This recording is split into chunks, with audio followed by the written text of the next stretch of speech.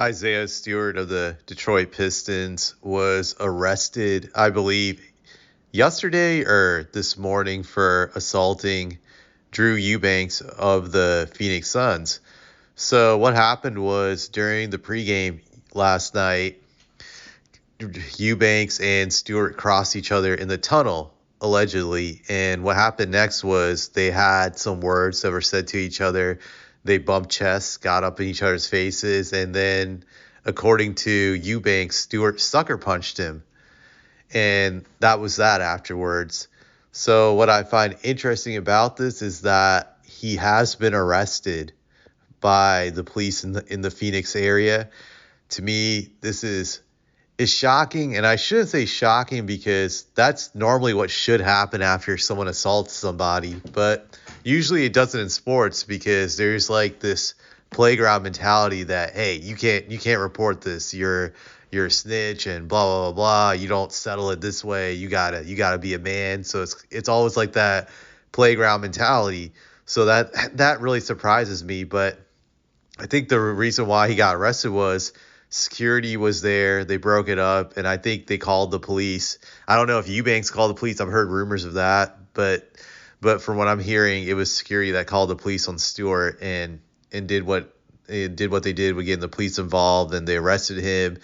And Stewart's now been released on a citation, I believe. So that's what happened. I just think this situation is interesting because I've never actually seen it in pro sports, a guy get arrested for assaulting another player. And granted, it should happen. I definitely believe that. Just I don't care what anyone says. It doesn't matter what setting you're in. Just assault is assault. In a normal work environment, I can't assault people that I don't like, and vice versa. That's normally how it goes in the modern world. Not to say that there shouldn't be aggressiveness in sports. They should. That's part of the game. But you always have to walk a fine line with that, I believe. And I think, unfortunately, a lot of these guys never learned how to do that properly. And I look at the case with Stewart, it just strikes me as a situation where even if it's words that Eubanks said something back that took him off guard and he didn't have a good comeback. That usually happens with bullies, that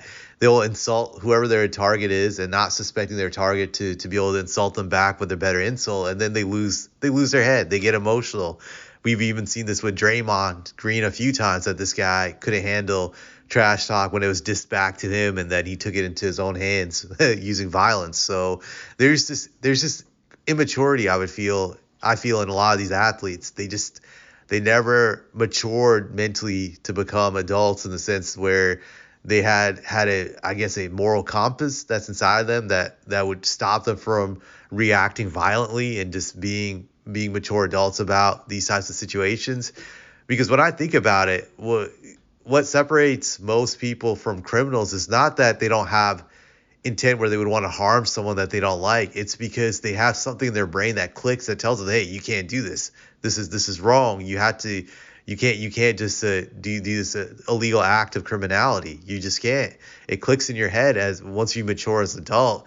Most people have that. Most people have that maturation, I would say, if not in college and after college. I saw college as the last place where people were that immature and stupid to actually physically fight with others, insult others. And I think it's because they don't know that you can actually get arrested for this stuff, because in high school, middle school, they didn't have to worry about that. So that was like the first brush with the real world. I saw that. But after college, when you work with people, at least from my experience, I haven't seen anyone get assaulted at their workplace. I've seen other horrible things where people get stabbed in the back politically, people talk trash behind people's backs, or even say stuff to their face, but I've never seen violence in the workplace. So I think that's really, really the norm, what you expect, at least in any workplace, no matter how toxic it is, that no one can assault you, at least physically assault you. That's what you're thinking. But when you look at it in sports, people act like this is normal, and that it should